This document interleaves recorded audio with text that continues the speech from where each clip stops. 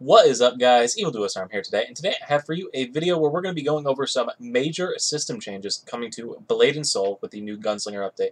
Patch notes just went live. You can go ahead and check them on the main website, the full patch notes. What I'm going to do for you, though, is run you through the highlights of the patch notes, give you some math on it, try and save you a little bit of time just by watching the video. So anyway, let's get right into it. So new characters, creating new characters, brand new accounts, new characters, all that stuff is going to yield you new rewards for completing dungeons. So every time you complete a dungeon, for the first 10 times you complete a dungeon on your new character, you will get a, and these dungeons have to be Ebondrake Citadel up through Ebondrake Lair, just as an FYI, you can't run Yeti for these achievements.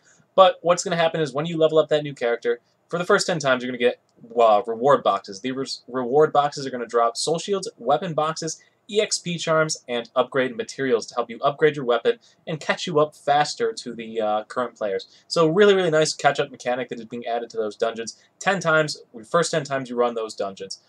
Whether or not it's each time you run those dungeons, I do not know, but it is still a nice little bonus to the experience that you're going to be getting. Next thing regarding new characters is that from Act 7, Chapter 1, you're going to be getting a new legendary weapon.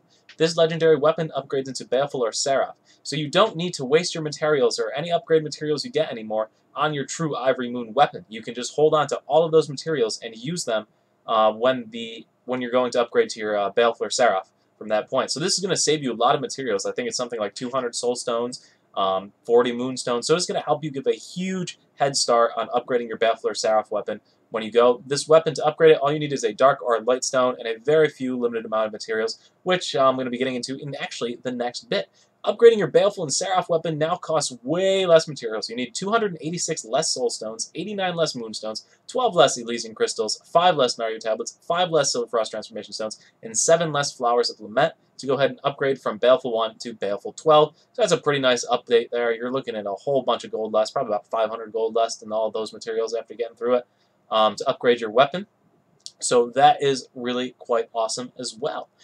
Especially since you're going to be getting a whole bunch of reward materials from completing the story now that you're not going to be using on the Ivory Moon weapon. So really spectacular.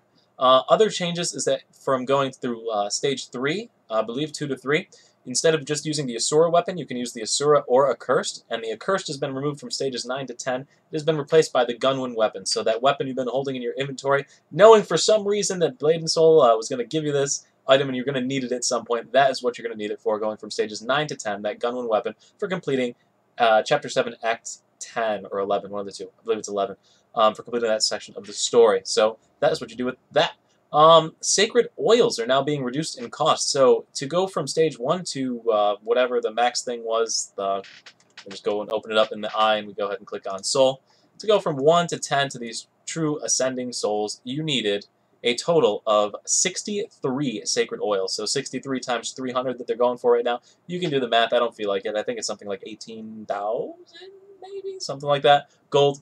Stupid amount of money. But what they are doing is they're essentially having the cost for sacred oils. It's going down to 39 sacred oils. But instead of that, you also need 60 silver frost transformation stones and 130 void fragments to go ahead and upgrade your Hogmoon soul.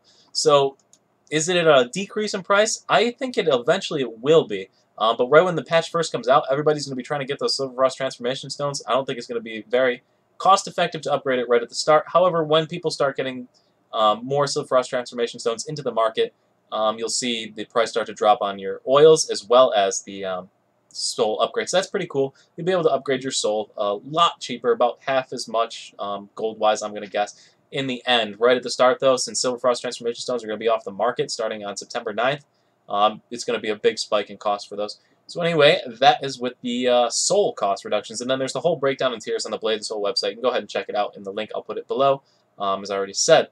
Finally, soul shields. Oh no, not finally, but next is soul shields. Soul shields, the legendary soul shields are now more accessible. So the Sacred Logani MSP soul shield, cheaper flower cost, cheaper sacred key cost, so you can buy more soul shield pieces without having to spend as many moonstones or sacred crystals on upgrading, or by purchasing those keys to open the chest. So that is nice. And then the Dawn of Kandavihar and Temple of Levium soul shields, salvaging those has a chance to give you Raven Feathers or Hive Queen Wings, so you can start farming some of those up. And also, apparently, the DKV achievement requirements have been reduced, so I don't know what that means. Maybe you don't need to kill Raven King to get 7 and 8. But it is a reduction in those values as well. Next, and finally this time, is pet auras. So pet auras, you need to switch your new pet aura, your current pet aura, so the pet aura right here, is going to be changed into something called a Hong Moon pet aura. So this Hong Moon pet is going to be upgraded no longer with pet enhancement stones, it's going to be with pet pods. Pet pods are made through PvP currency or PvE farming heroic pets. So the PvE currency, or PvP rather, is 30 bravery tokens, 5 moonstones, and 8 Elysian orbs, along with 10 gold to make a pet pod.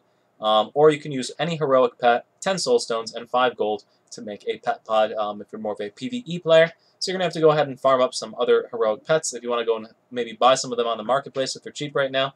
Any transformation stones you have currently, any pet enhancement stones I should say, are going to be replaced with 20 soul stones, 5 Elysian orbs, and I forgot the final thing. But its value exchange rate is relatively similar to current prices for the pet enhancement stones.